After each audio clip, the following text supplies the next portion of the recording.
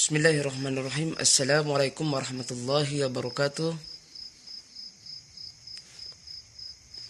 Hamdan wa syukran lillah, amma ba'd. Rabbi shrah li sadri wa yassir li amri wahlul 'uqdatam min lisani yafqahu qawli. Rabbi zidni ilma warzuqni fahma. Amin. Alhamdulillah, di pagi yang sangat barokah ini, di pagi yang sangat cerah ini, kita masih diberikan kesehatan oleh Allah, kesempatan oleh Allah, diberikan umur panjang oleh Allah Subhanahu wa ta'ala.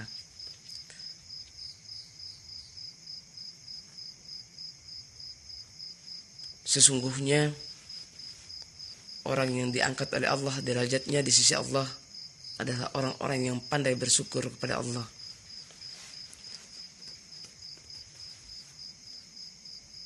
Karena hanya orang-orang yang bersyukurlah yang Allah limpahkan nikmat dan kasih sayangnya. Sesuai firman Allah, "In syakatum la azidannakum wa la in kafartum inna adzabi lasyadid." Barang siapa yang mensyukuri nikmat Allah, Allah akan tambahkan nikmat itu, dan barang siapa yang tidak mensyukuri nikmat Allah, maka azab Allah itu amat pedih. Ya, poin terakhir ini adalah ancaman bagi kita.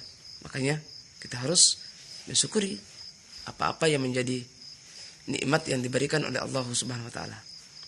Selawat serta salam tercurahkan kepada junjungan Nabi besar kita, Nabi akhir zaman, yakni Nabi Muhammadin sallallahu alaihi wasallam. Rasul merupakan suri teladan bagi kita, uswatun hasanah. Beliau adalah pemimpin yang sangat gagah berani, pemimpin yang bijaksana, pemimpin yang sangat mulia akhlakul karimahnya. Dan mudah-mudahan kita semua merupakan umat baginda Muhammadin sallallahu alaihi wasallam yang meniru semua yang menjadi kepribadian Nabi Muhammadin sallallahu alaihi wasallam.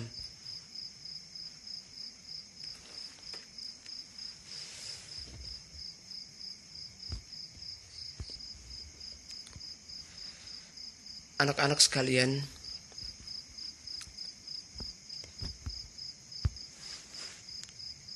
Kota Bima dihebohkan dengan virus corona yang membuat kita untuk sekarang ini tidak bisa belajar tatap muka. Dan untuk itu tetaplah semangat untuk belajar online sesuai arahan para guru-guru kalian. Dan anak-anakku sekalian, tidak lain yang kita harapkan, mudah-mudahan virus corona akan segera diangkat oleh Allah Subhanahu wa ta'ala. Amin, amin ya rabbal alamin. Baiklah, Pak akan perkenalkan diri dulu. Nama Bapak Muhammad Furqon, sarjana pendidikan Islam, dan Bapak ngajar PAI dan Budi Pekerti, pendidikan agama Islam dan Budi Pekerti. Baiklah, kita langsung saja. Materi yang kita bahas lewat kesempatan ini yaitu berjudul beriman kepada kitab-kitab Allah Subhanahu wa ta'ala. Mari kita perhatikan slide berikut ini.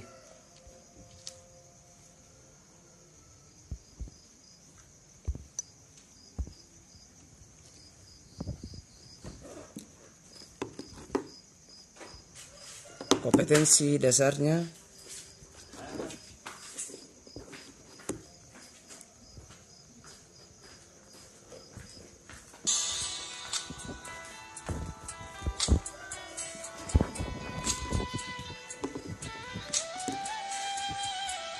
Oke, selanjutnya lagi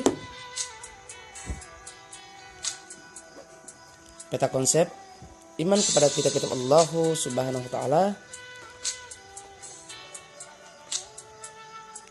Kitab pertama yang kita yakini, yang pertama kitab-kitab Allah yang pertama itu kitab Taurat. Terus yang kedua kitab Zabur. Terus yang ketiga kitab Injil, dan yang terakhir yaitu kitab Al-Quran.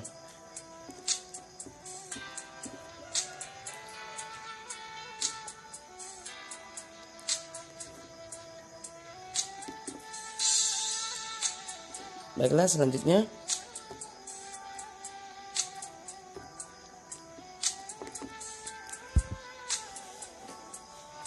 pengertian beriman kepada kitab Allah.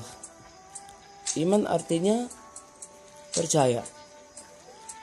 Iman kepada kitab-kitab Allah artinya mempercayai dengan sepenuh hati bahwa Allah Subhanahu wa taala telah menurunkan beberapa kitab kepada para nabi dan rasulnya yang berfungsi sebagai penuntun kepada umat manusia dalam menjalani kehidupannya.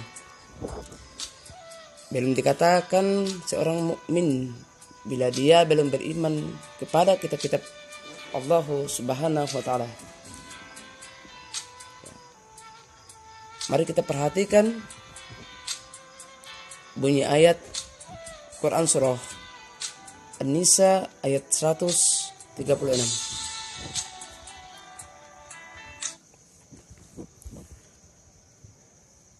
Bismillahirrahmanirrahim.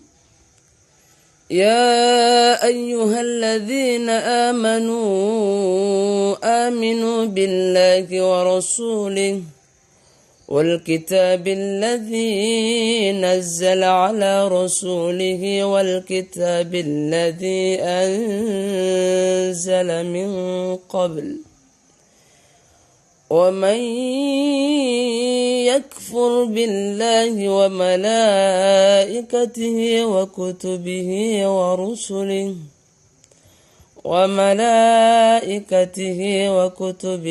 ورسله واليوم الآخر فقد ضل ضلالا بعيدا.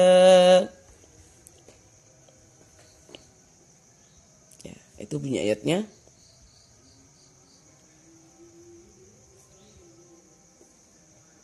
Tiada lain tujuan dan maksud dari turunnya kitab-kitab tersebut adalah agar manusia beribadah kepada Allah Subhanahu wa taala semata, tanpa menyekutukannya dengan suatu apapun.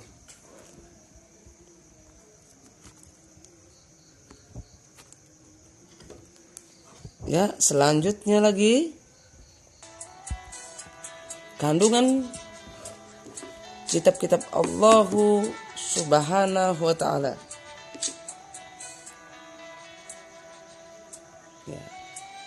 Ya, perhatikan kandungan ayat.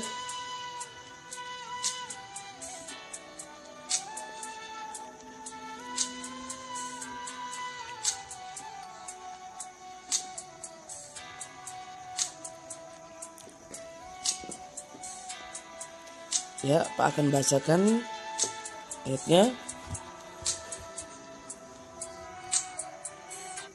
Perhatikan bacaannya dengan baik.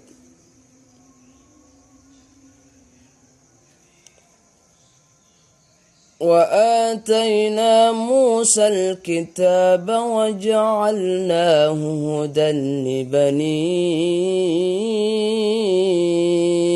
إسرائيل ألا تتخذوا من دوني وكيلا.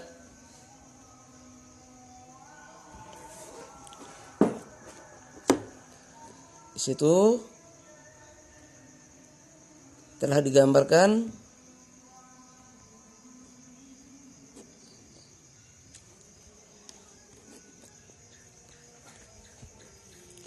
pokok ajaran kitab Taurat, yaitu berisi tentang akidah tauhid dan hukum-hukum syar'i. Ya. Di sini maksudnya harus kita pahami dengan baik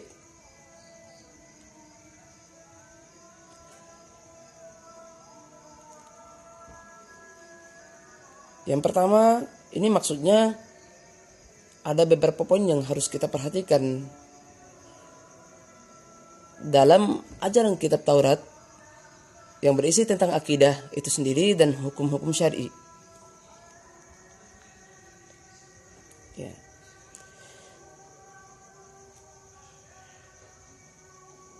Tiada lain,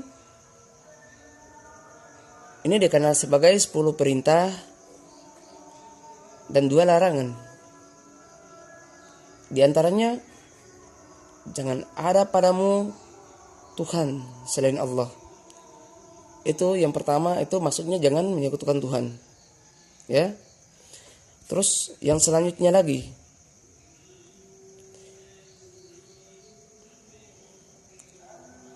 ini untuk yang selanjutnya itu dianjurkan untuk menghormati kedua orang tua. Begitu juga pun selanjutnya untuk larangan juga, jangan membunuh sesama manusia. Dan dilarang berbuat zina, dan juga dilarang mencuri. Dan juga dilarang juga menjadi saksi palsu, dan dilarang juga berkeinginan memiliki hak orang lain. Oke, selanjutnya, kandungan kitab-kitab Allah Subhanahu wa taala. Ya. Ini kitab selanjutnya yaitu kitab Zabur. Ya. Silakan perhatikan. Pak akan lafazkan ayatnya. Perhatikan dengan baik.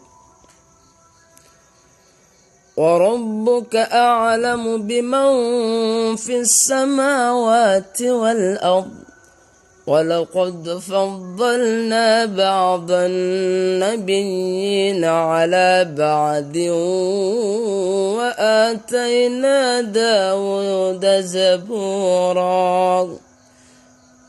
Quran Surah Al-Isra ayat 55.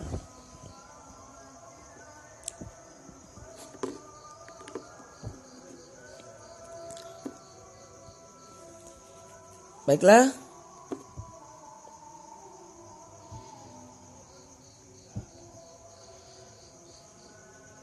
Sekarang kita lanjut.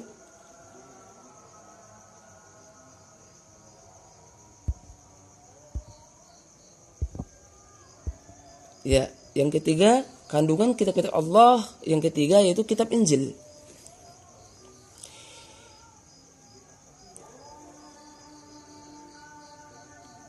Isi kandungan kitab Injil adalah ajaran untuk hidup zuhud, yang dimana pada saat itu orang-orang Yahudi sedang dilanda kerakusan dan ketamakan kepada harta.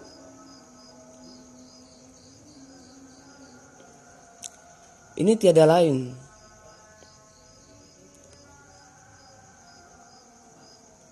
sesuai dengan firman Allah Subhanahu wa taala yang berkaitan dengan di zamannya Nabi Isa alaihi salam, itu banyak sekali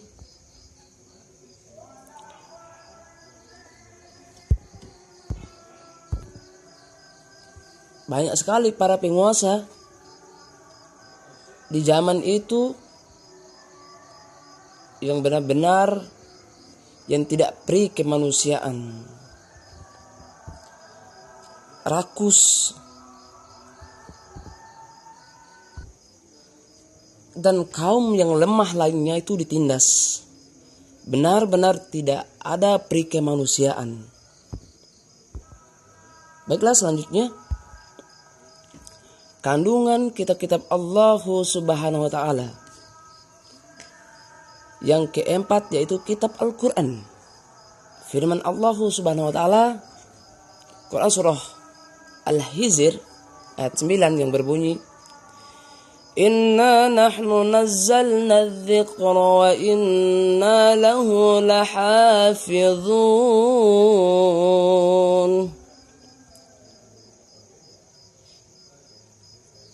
isi ajaran Al-Quran sendiri sebagai kitab suci umat Islam.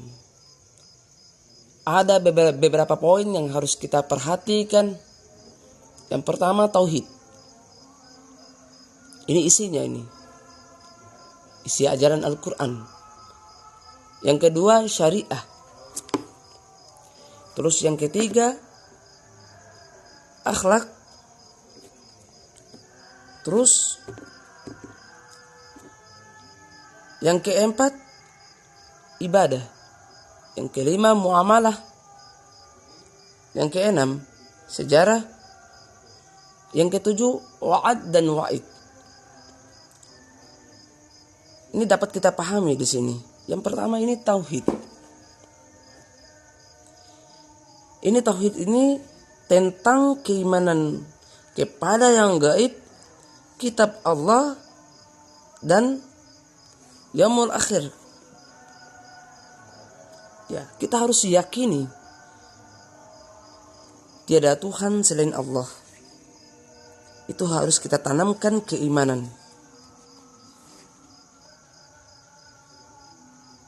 Terus yang kedua, syariah. Itu berisi yang berkaitan dengan hukum-hukum Allah.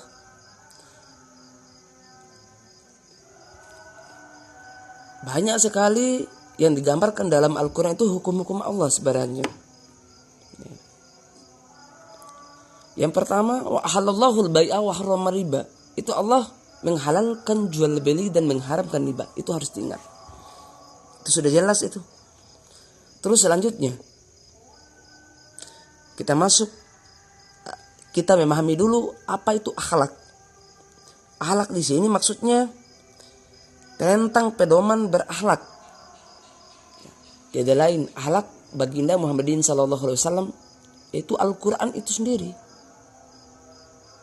Ya. Jadi untuk itu mari belajar membaca Al-Quran, memahami dan mengamalkan isi kandungan yang ada dalam Al-Quran itu sendiri. Oke, selanjutnya ibadah, yaitu tentang ketentuan hubungan manusia dengan Allah. Hablum minallah.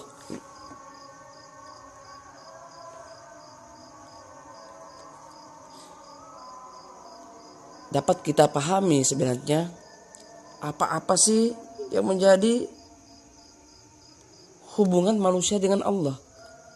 Salah satu contohnya kita menyembah Allah, melaksanakan sholat wajib 5 kali sehari semalam. Terus yang selanjutnya ya apalagi? Tiada lain yaitu berpuasa di bulan suci Ramadan.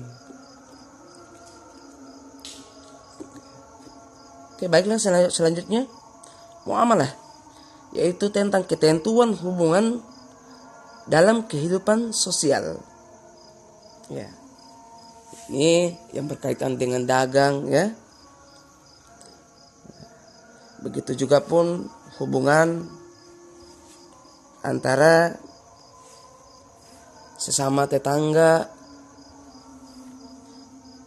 tentang jual beli juga seperti yang Pak paparkan tadi. Sudah jelas dipaparkan juga dalam Al-Quran. Ya. Mana barang yang halal dan mana barang yang haram. Untuk barang yang haram silakan kita konsumsi. Tapi untuk barang yang haram, mari kita jauhi. Jangan sampai barang yang haram itu masuk ke dalam diri kita konsumsi.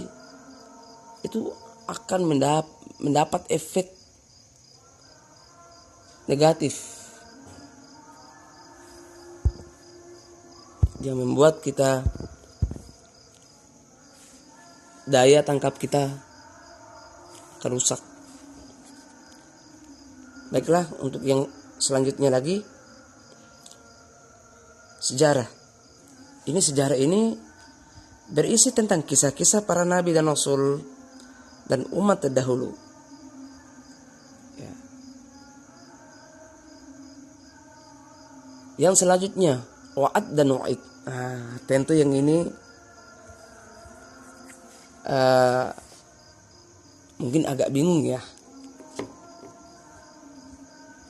Wa'ad dan wa'id itu artinya janji-janji Allah kepada orang-orang yang beriman dan kepada orang kafir akan adanya balasan di hari kemudian.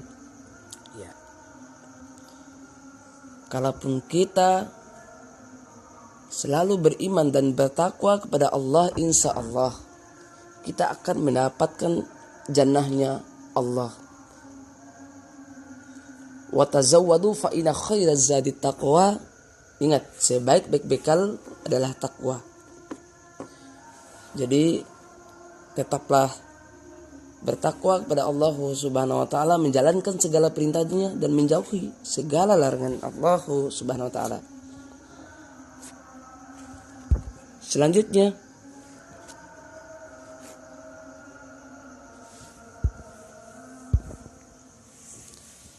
kandungan kitab-kitab Allah di suhuf. Di sini wahyu Allah yang ada, wahyu Allah ada yang disebut suhuf. Itu artinya kumpulan wahyu Allah yang dalam bentuk lembaran-lembaran terpisah. Suhuf ini diberikan kepada Nabi dan Rasul Allah yang berisi hukum dasar sebagai pedoman untuk menyiarkan agama kepada umatnya. Suhuf diturunkan oleh Allah seperti kepada Nabi Ibrahim dan Nabi Musa alaihissalam. Hal ini digambarkan dalam Al-Quran surah Al-A'la. Perhatikan. Inna hadza lafi suhufil ula suhufi Ibrahim wa Musa. Artinya sesungguhnya ini benar-benar terdapat kitab-kitab yang baru, yaitu kitab Ibrahim dan Musa. Ya. Ada juga nabi-nabi lainnya yang menerima suhuf dari Allah Subhanahu wa taala. Yang pertama Nabi Adam alaihissalam menerima 10 suhuf. Terus yang kedua Nabi Ibrahim alaihissalam menerima 30 suhuf.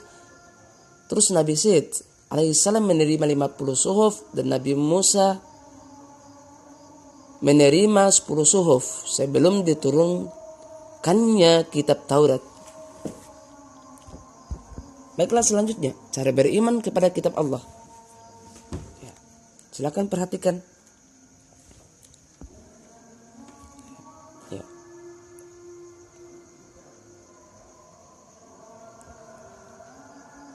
Allahu Akbar. Selanjutnya lagi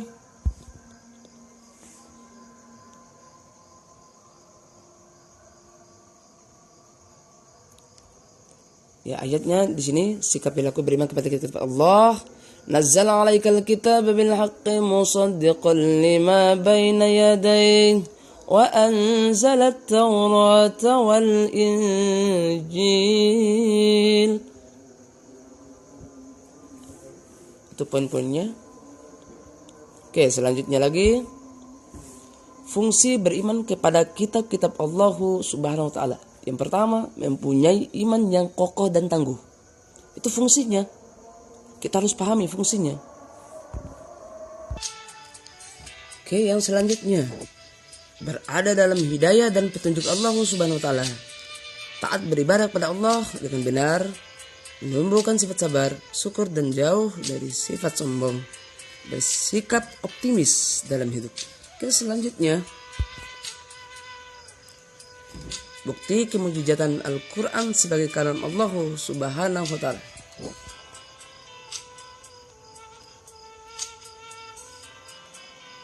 Oke, selanjutnya,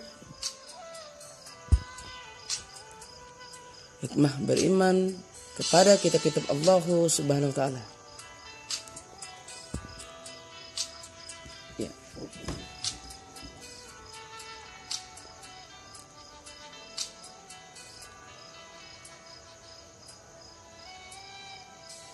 Ya, perhatikan dengan baik.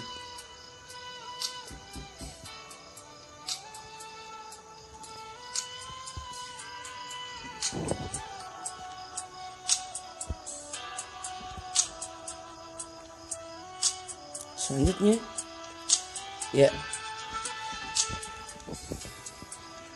kita akan memasuki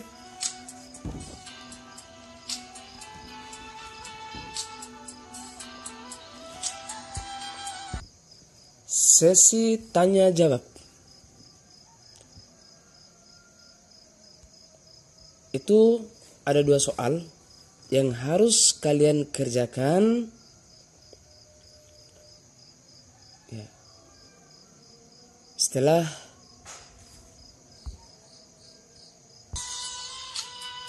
menyimak slide tadi,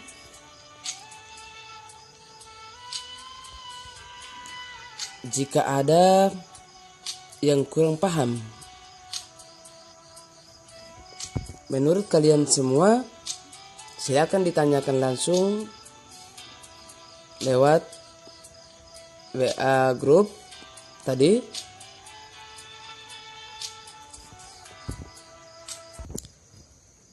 Untuk durasi waktu, kalian harus kerjakan sebelum pergantian jam.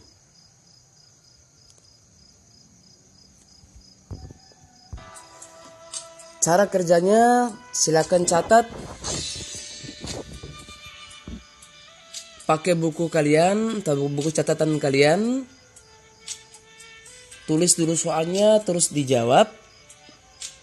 Setelah itu langsung foto hasil lempar jawabannya, terus kirimkan ke WA pribadi Pak Guru, ya. Ya, mungkin itu saja yang dapat Pak sampaikan. Billahi fi sabilil haq fastabiqul khairat. Kurang lebih Pak mohon maaf. Wassalamualaikum warahmatullahi wabarakatuh.